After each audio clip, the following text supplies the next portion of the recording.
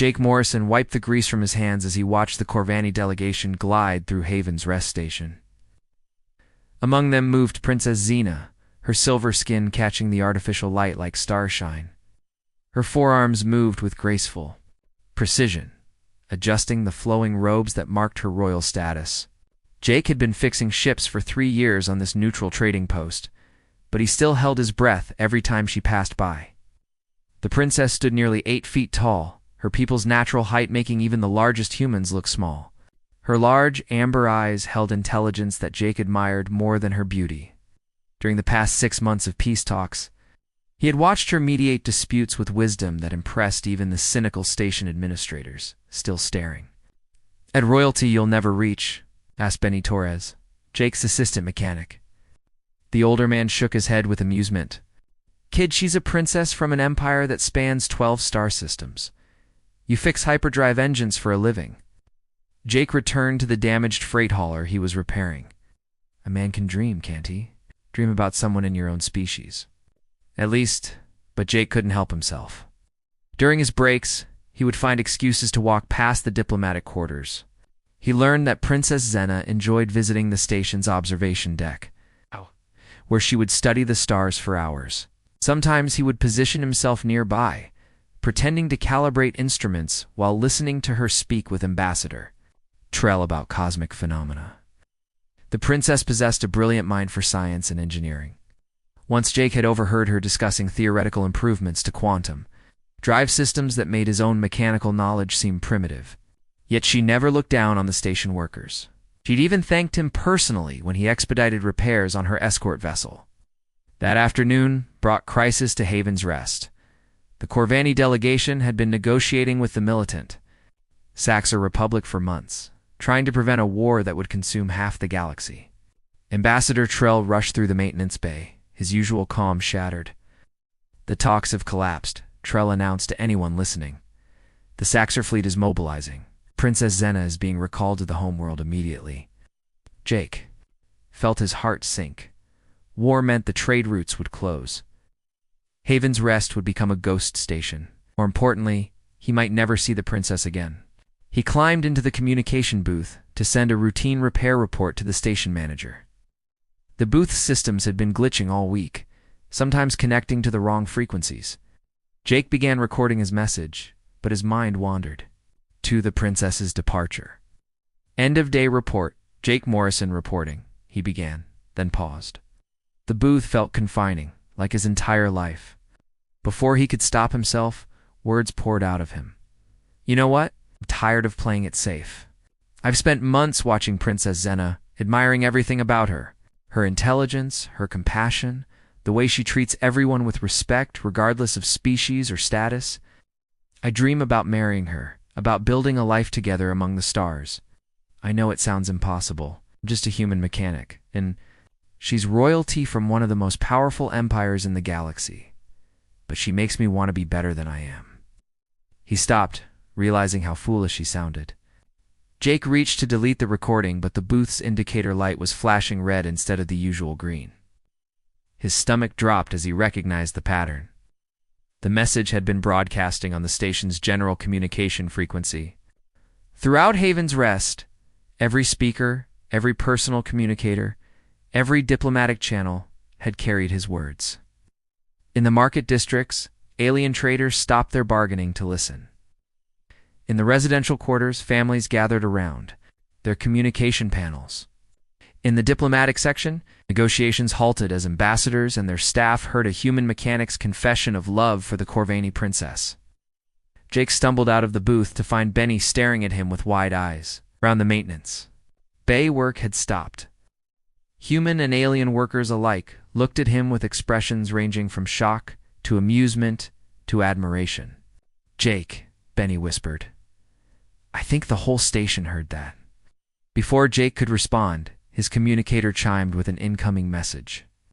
The display showed an official Corvani diplomatic seal. His hand shook as he opened the message. "Mechanic Morrison," the text read, "Princess Xena requests your immediate presence in the diplomatic quarters. Come alone." Jake's legs felt weak. He had dreamed of talking to the princess, but not like this. not after embarrassing himself and potentially insulting her royal dignity in front of hundreds of beings from dozens of species. The station corridors toward the diplomatic section, aliens stepped aside to let him pass. Some whispered in their native languages, others nodded with what looked like respect. Few actually smiled. At the diplomatic quarters entrance, Ambassador Trell waited with an unreadable expression on his angular face.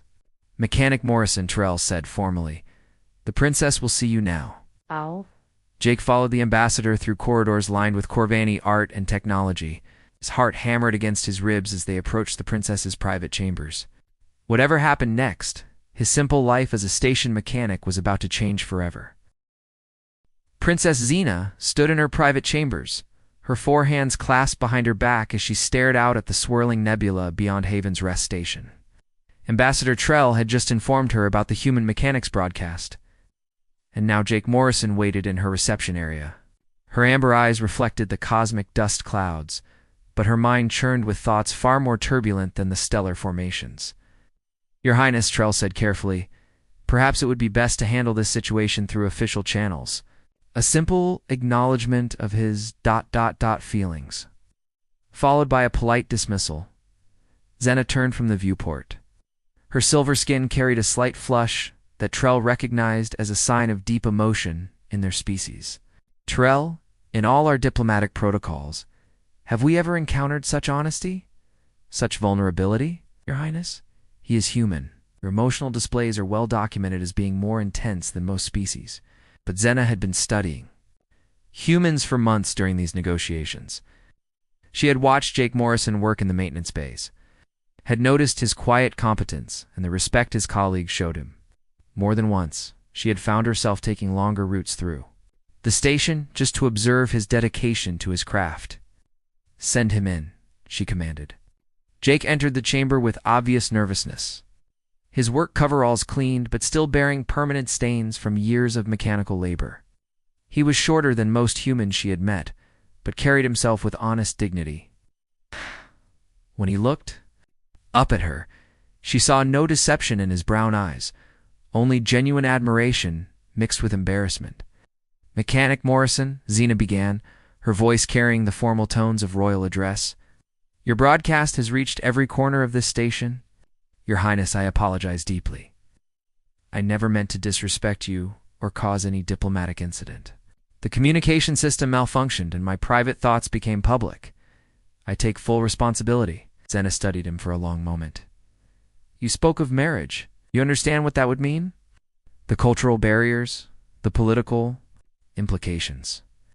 Jake's face reddened, but he met her gaze steadily. "I understand it's impossible, Your Highness.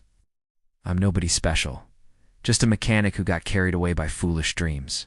"Dreams," Xena repeated softly. She moved closer, her height making Jake crane his neck to maintain eye contact. "Tell me about these dreams." The question clearly surprised him. Jake glanced at Ambassador Trell, who watched with barely concealed alarm, then back at the princess. I dreamed about learning your customs, your language, about exploring the galaxy together, about building something meaningful that could bridge our worlds. I know how it sounds, but when I watch you mediate disputes, when I see how you treat everyone with kindness regardless of their station, I think about what we could accomplish together." Xena's communicator chimed with an urgent message. She read it, her expression darkening. "The Corvani High Command has issued an ultimatum. I am to return home immediately for an arranged marriage with Commander Drex of the Hegemony Alliance. This union will cement military support against the Saxor threat." Ambassador Trell stepped forward. "Your Highness, this arrangement has been planned for years. Commander Drex is a proven warrior from a distinguished bloodline." "A warrior I have never met," Xena replied, her voice carrying an edge Jake had never heard before. "A marriage based purely on military alliance."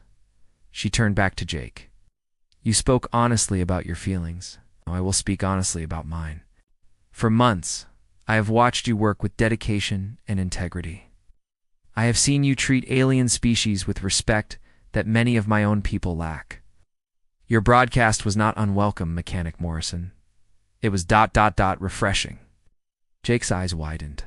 In disbelief, Your Highness, are you saying ... I am saying that your dreams of bridging worlds are not as foolish as you believe. But the path would be difficult beyond imagination. Ambassador Trell's skin had turned pale silver with shock. Princess, surely you cannot be considering this. The political ramifications would be catastrophic. The High Command would view this as treason. Zena moved to her communication console and opened a channel to the Corvani flagship. High Commander Voss appeared on the screen, his scarred face bearing the stern expression of a career military officer. Princess Zena, Voss said formally, your transport departs in 2 hours. The wedding preparations are already underway on the homeworld. Commander Voss, I have a proposal that may better serve the Empire's interests. Voss's expression hardened. Your Highness, this is not a negotiation. The alliance with the hegemony is crucial to our survival against the Saxon Republic. Zena straightened to her full height, every inch the royal she was born to be. What if I told you there was another path? One that could unite not just to military powers, but multiple species in a true alliance. I would say you are speaking in hypotheticals while our enemies mass their fleets. Zena glanced at Jake, who stood transfixed by the exchange. Commander, I wish to invoke the right of choice. The right of choice was an ancient Corvani law that allowed royalty to challenge arranged marriages through trial by combat. It had not been used in over 2 centuries. Voss's image flickered with his surprise. Princess, the right of choice requires a champion to face combat on your behalf. Commander Drex is one of our finest warriors. No suitable champion exists. On that trading station, I have a champion in mind, Zena said, looking directly at Jake. Jake's face went pale. Your Highness, I don't know how to fight with Corvani weapons. I've never been in combat. The right of choice allows the challenged party to choose the nature of combat, Zena explained. It need not be traditional weapons, High Commander. Voss leaned forward on the screen. Princess, this is madness. You would risk everything for ... What exactly? For the possibility of something greater than military alliance, Commander. For the chance to build bridges instead of simply strengthening walls. The communication fell silent for several moments. Finally, Voss spoke. If you invoke the right of choice, there can be no turning back. Win or lose, the political consequences will reshape the Empire. I understand, Commander. Very well. I will inform the High Council. We arrive at Haven's Rest in 18 hours. Prepare your champion, Princess. Commander Drex will not show mercy simply because he faces a human. The screen went dark. Ambassador. Trell slumped against the wall, his usual composure shattered. Your Highness, what have you done? Zena turned to Jake, who looked like a man who had just volunteered to fight a dragon with his bare hands. Mechanic Morrison, I have just bet the future of interspecies relations on your courage. I hope your dreams were as strong as your words. Jake swallowed hard, but his voice was steady when he replied. Your Highness, I may not be a warrior, but I won't let you down. If there's a way to win this, we'll find it together.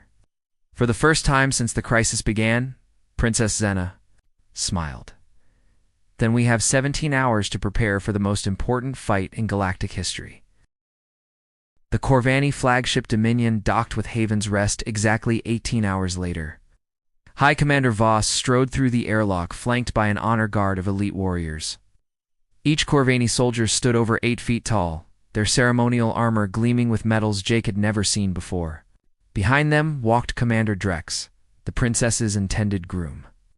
Drex was a mountain of muscle and scarred chitin, his forearms bearing the ritual tattoos of countless victories. His amber eyes held the cold calculation of a predator as he surveyed the assembled crowd in the station's main docking bay. When his gaze fell on Jake, his mouth curved in what might have been amusement. This is the human who thinks he can claim a princess. Drex's voice carried the authority of command and the menace of violence. He looks like he would break before my training is complete. Princess Zena stepped forward, resplendent in formal royal robes that seemed to capture starlight in their fabric. Commander Drex, Mechanic Morrison, has accepted the challenge. The combat will proceed according to ancient law. High Commander Voss activated a holographic display that showed the rules of engagement. The right of choice combat will take place. In 1 hour, As the challenged party, Commander Drex may choose the nature of the contest. Traditional combat, strategic warfare simulation, or technological innovation challenge. Jake felt his stomach clench. Each option favored Drex's military training and experience. Drex's laugh rumbled through the docking bay. I choose traditional combat. Hand to hand, using only natural abilities and basic tools. Let the human learn. What it means to face Corvani's strength, Ambassador Trell whispered urgently to Princess Xena, but she shook her head firmly. Jake caught fragments of their conversation about diplomatic alternatives and face-saving withdrawals. There's no backing down now, Jake said quietly. If I run, it proves that humans can't be trusted as allies, that we're cowards who make promises we can't keep. Captain Rita Valdez, the senior human diplomat, approached Jake with obvious concern. Morrison, you don't have to do this. We can find another way. Captain. This is bigger than just me and the princess now. Every human in the galaxy will be judged by what happens in that arena. The combat would take place in the Dominion's ceremonial fighting pit, a circular chamber with walls of polished metal. That reflected the combatants from every angle. Jake had 1 hour to prepare, and Princess Xena accompanied him to a small meditation chamber adjacent to the arena. In traditional Corvani combat, Xena explained, victory comes not just from strength, but from understanding your opponent's weaknesses. Drex is powerful and experienced, but he has one flaw that has cost him in previous battles. Hey, what's that? Pride. He believes his size and strength make him invincible. He will try to end the fight quickly to demonstrate his dominance. Ch nodded, studying diagrams of Corvani anatomy that Xena had brought. Their species was incredibly strong, but their size came with limitations. Their joints are more complex than human joints, but that means more points of potential weakness. Precisely. But Jake, I must tell you something else. If you lose this fight, I will marry Commander Drex as planned. But if you win, we will face challenges that make this combat seem simple. Your Highness, why did you really invoke the right of choice? Is it just because of my broadcast? Xena was quiet for a moment. For months, I have watched species after species fail to find common ground in these peace talks. Each group focuses on their own survival, their own advantage. But you, a simple mechanic, spoke about building something together, about bridging worlds rather than conquering them. That vision is what our galaxy needs. The hour passed quickly. Soon, Jake stood at the entrance to the fighting pit, wearing simple combat gear that felt strange after years of work coveralls. Across the circular arena, Commander Drex performed ritual warm-up exercises that showcased his incredible physical capabilities. High Commander Voss stood at the arena's center.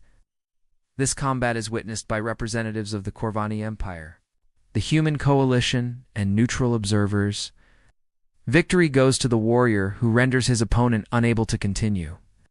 Death is not required, but it is ... permitted. The words sent a chill through Jake, but he stepped into the arena. The polished walls reflected his image back at him dozens of times, making him look small and fragile compared to Drex's imposing form. Begin, Voss commanded. Drex charged immediately, all four arms reaching to grapple Jake in a crushing embrace. But Jake had spent 3 years crawling through starship maintenance shafts and engine compartments. He dropped low and rolled to the side, using his smaller size to avoid Drex's grasp. The Corvani warrior's momentum carried him past Jake, who scrambled to his feet and back toward the arena wall. Drex spun around with surprising grace for his size. Running already human? This is why your species will never be more than servants. 2 greater powers. Drex's words sparked something in Jake. Not anger, but determination. He thought about every human who had risked everything to explore the stars. Every person who had faced impossible odds to protect others. We're not servants, Jake said, circling to keep distance between them. We're partners. Don't understand. Drex lunged again, this time with more calculated movements. 2 of his arms swept wide to prevent Jake from dodging sideways. But Jake surprised him by diving forward instead of back. sliding between Drex's legs and striking upward at the complex joint where the warrior's thigh met his lower torso. The blow had little force behind it, but it struck a nerve cluster that Princess Xena had shown him in the anatomy diagrams. Drex stumbled, his right leg momentarily weakened. "Impossible," Drex growled. "No human should know our physiology well enough to target pressure points." "I had a good teacher," Jake replied, thinking of Xena's patient explanations. The fight continued for 20 minutes. Jake, using speed and knowledge to avoid Drex's crushing attacks while landing precise strikes at vulnerable points. He couldn't match the warrior's strength, but he could outlast him. Years of physical labor had given Jake endurance that Drex's explosive combat style couldn't match. As the fight progressed, something unexpected happened. The watching Corvani warriors began to show respect for Jake's tactics. They recognized skill when they saw it, even if it came from an unexpected source. Finally, Jake saw his opening. Drex, frustrated by his inability to land a decisive blow, overextended himself in a massive four-armed strike. Jake dropped prone, letting the warrior's momentum carry him overhead, then swept Drex's supporting leg. The massive Corvani crashed to the arena floor, his complex anatomy working against him as he struggled to regain balance. Jake rolled on top of him and applied pressure to the nerve cluster at the base of Drex's neck, a technique used to shut down malfunctioning starship systems. Drex's struggles gradually weakened until he lay still, unconscious but unharmed. Commander Voss stared in disbelief. Around the arena, Corvani warriors stood in respectful silence. "The human is victorious," Voss announced. "The right of choice is satisfied." As medical teams attended to Commander Drex, Jake helped the warrior sit up. Instead of anger, he saw something like approval in Drex's eyes. "You fought with honor, human. Perhaps there is more to your species than I believed." Princess Xena approached Jake, her amber eyes shining with pride. "You didn't just win a fight," she said softly. "You won their respect. That's worth more than any military alliance." But High Commander Voss stepped between them. "The combat is concluded, but this matter is far from over. The High Council must now decide whether to accept a human into the royal family. That decision will determine the fate of both our species."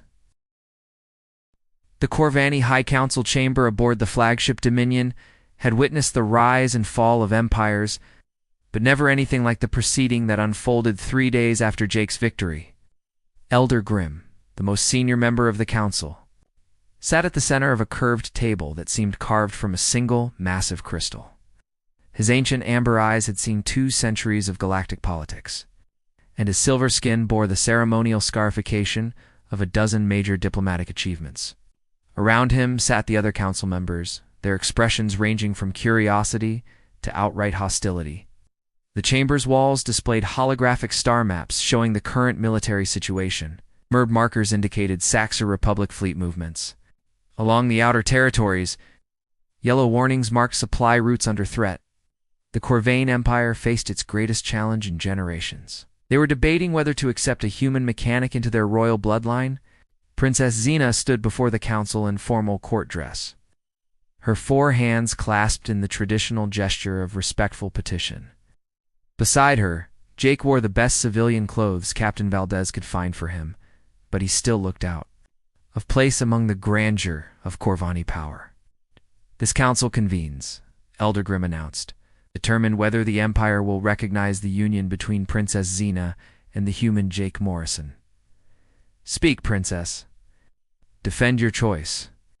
Xena stepped forward, her voice carrying the authority she had inherited through bloodlines stretching back millennia. "Honored elders, for 3 years we have sought military alliances to counter the Saxor threat. Each potential ally demands concessions that weaken our sovereignty. The humans offer something different. They seek partnership, not domination." Council member Thane, a military strategist with scars from the last Great War, leaned forward. "Princess partnerships are built on equal strength. Humans control barely a dozen star systems. Their fleet consists mostly of converted cargo vessels. What can they offer that the Hegemony Alliance cannot?" Before Xena could answer, Jake stepped forward. The movement sent ripples of surprise through the chamber. Protocol demanded that non-Corvani remain silent unless directly addressed by the council. Elder Grimm, Jake said respectfully, "May I be permitted to answer?" The ancient Corvani studied Jake for a long moment. "Speak human, but choose your words carefully. This council's decision will affect billions of lives." Jake felt the weight of every gaze in the chamber, but he thought about the conversations he had overheard between diplomats during the peace talks. "Honored Council, you're right that humans don't have the military strength of the Hegemony Alliance. But we have something else. We have an ability to adapt, to innovate, to find solutions that others miss." Council member Vex, known for her sharp intellect and sharper tongue, spoke up. "Give us an example, mechanic. What innovation could humans provide that our advanced civilization lacks?" Jake glanced at Princess Zena, who nodded encouragingly. "The Saxor Republic's greatest advantage is their quantum disruption technology. It makes traditional shields useless and conventional weapons ineffective. Your scientists have spent years trying to counter it through advanced physics and exotic materials, and they have failed," Thane admitted grimly. "Our fleets cannot approach Saxor battle groups without suffering massive casualties." "But what if the solution isn't more advanced technology?" Jay continued. "What if it's simpler technology used in new ways? Human ships are older, cruder, but they're also more flexible. Our engineers are used to making do with whatever materials we have." He moved to the chamber's holographic display and began sketching modifications to ship designs. "Instead of trying to build shields that resist quantum disruption, what if we built ships that could function without shields? Smaller, faster vessels that use hit-and-run tactics. Swarm tactics that divide their fire." Elder Grimm's eyes narrowed with interest. "Continue. Humans excel at asymmetric warfare because we've always been the smaller force fighting larger. We've learned to turn disadvantages into advantages."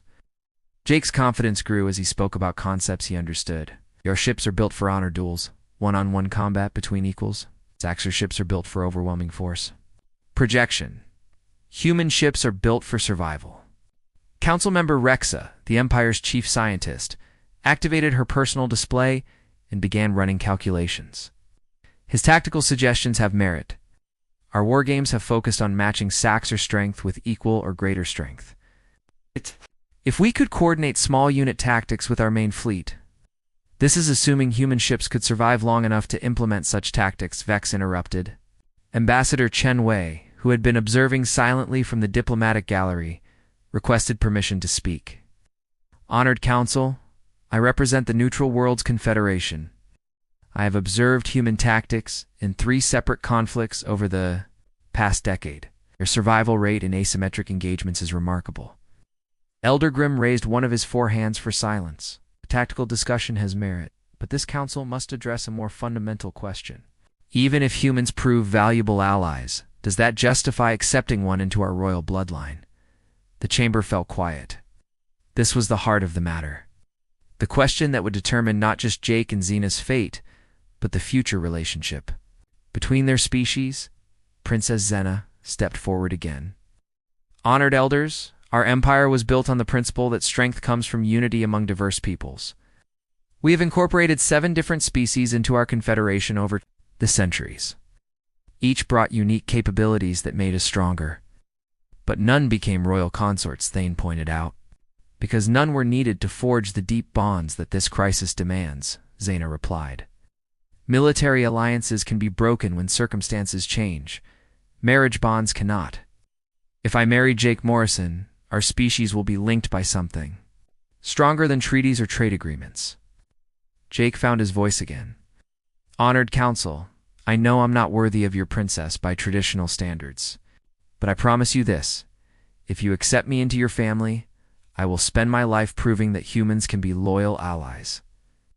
I will learn your customs, study your history, and work to bridge the gap between our peoples." Elder Grimm stood, his ancient frame still commanding despite the passage of centuries. "Jake Morrison, step forward." Jake approached the elder's position at the center of the crystal table.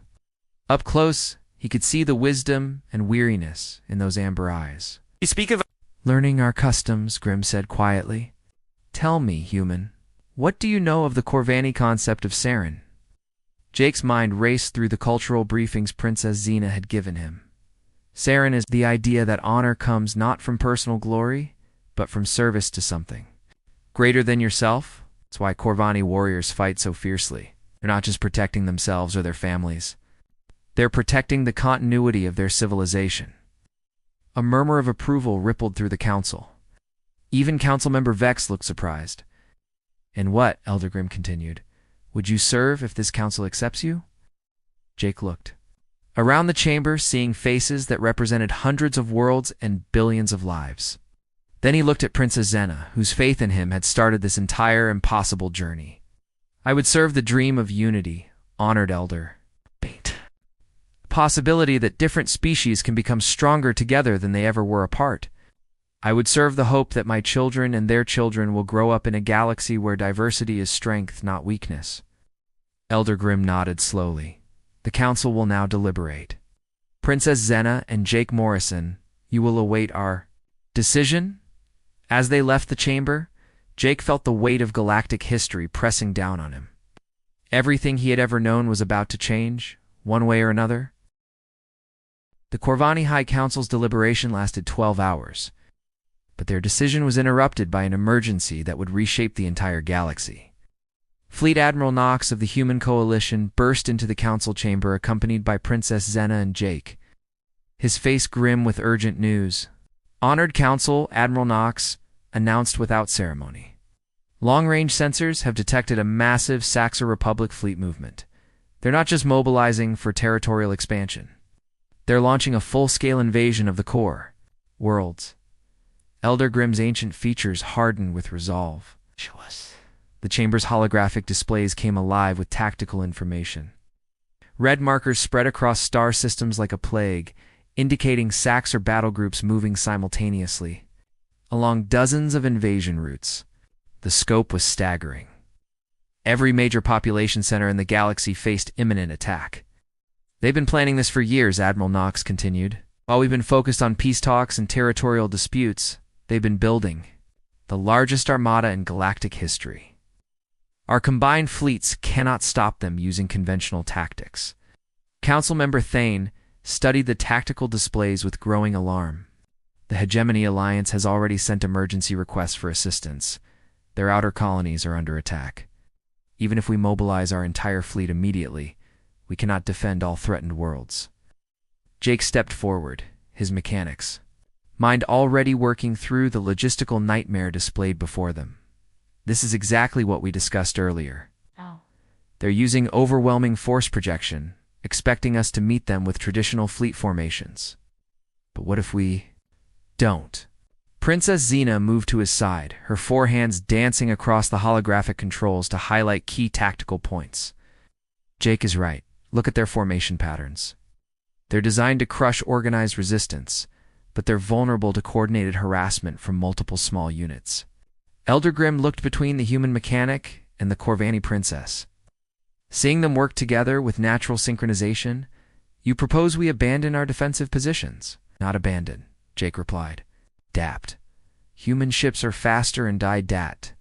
More maneuverable than Saxor vessels, Corvani ships have superior firepower and shielding. Working together, we could implement hit-and-run tactics that divide their forces and create openings for decisive strikes.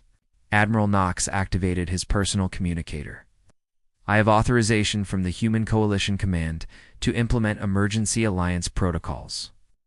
If the Corvani Empire agrees, we can begin coordinated operations immediately. The council chamber Fell silent as the weight of the decision settled over them.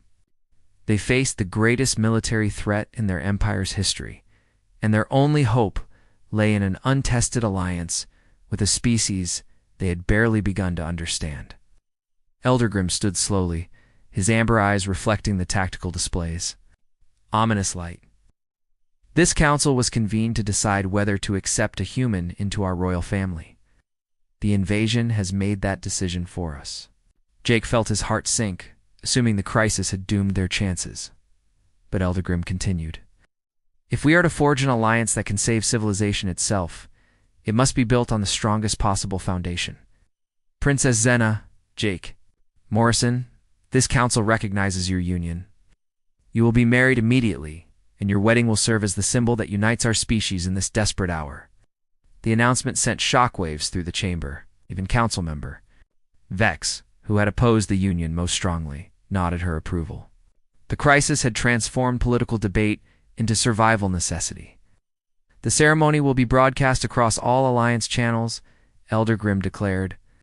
Let every world know that Corvanian humans stand as one people against the Saxor threat. 2 hours later, Haven's Rest Station's main assembly hall had been transformed into a wedding venue unlike anything the galaxy had ever seen.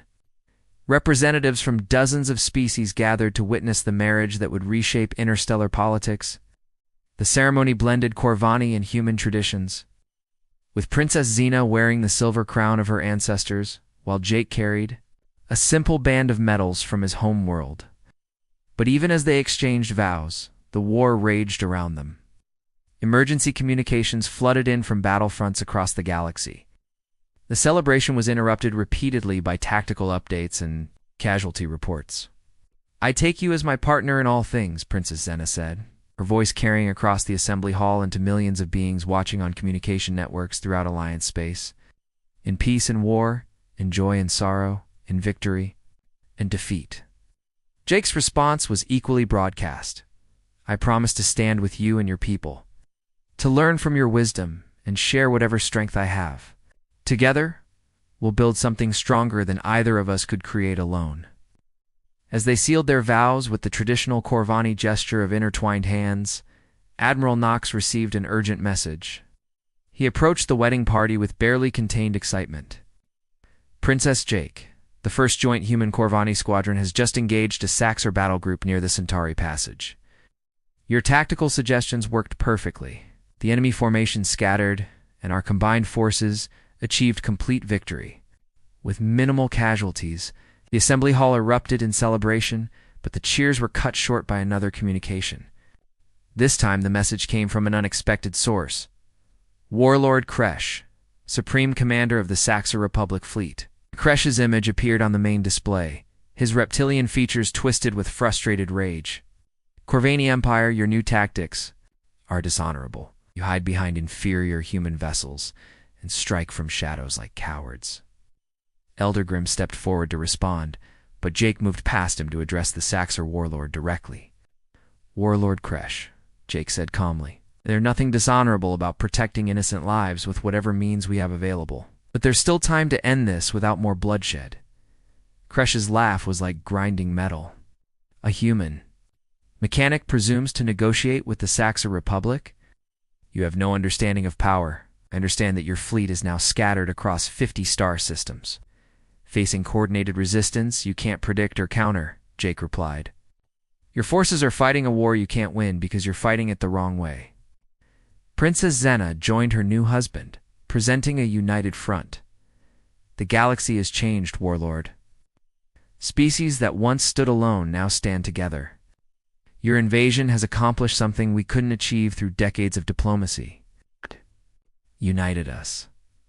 The tactical displays showed the truth of her words. Across the galaxy, human and Corvani forces were coordinating with unprecedented effectiveness. Species that had been neutral were joining the alliance. The Saxor invasion was being contained and pushed back on multiple fronts. Warlord Kresh studied the tactical information with growing alarm. His supreme confidence was cracking as he realized the scope of his strategic miscalculation. This war is not over, he declared, but his voice lacked its earlier certainty.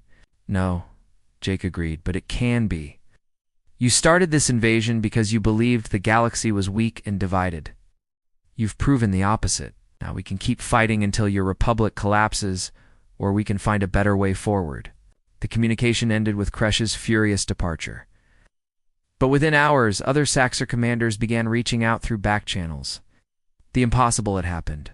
The wedding of a princess and a mechanic had become the foundation for the greatest galactic alliance in history. Months later, as Jake and Princess Xena stood on the bridge of the flagship Unity, watching former enemies work side by side to rebuild war-damaged worlds, Jake reflected on how much had changed since that day in the communication booth. You ever regret it? Zena asked, following his gaze to where human and Corvani engineers collaborated on new ship designs. Giving up your simple life as a mechanic? Jake smiled, taking her 4 hands in his too. I'm still a mechanic. I just work on bigger things now. Instead of fixing individual ships, we're fixing relationships between entire civilizations. Princess Zena laughed, the sound carrying joy that had been missing from the galaxy for too long. Then let's keep building, my love. The universe has room for all of us. Their love story had begun with an accidental broadcast, but it became the signal that united the stars.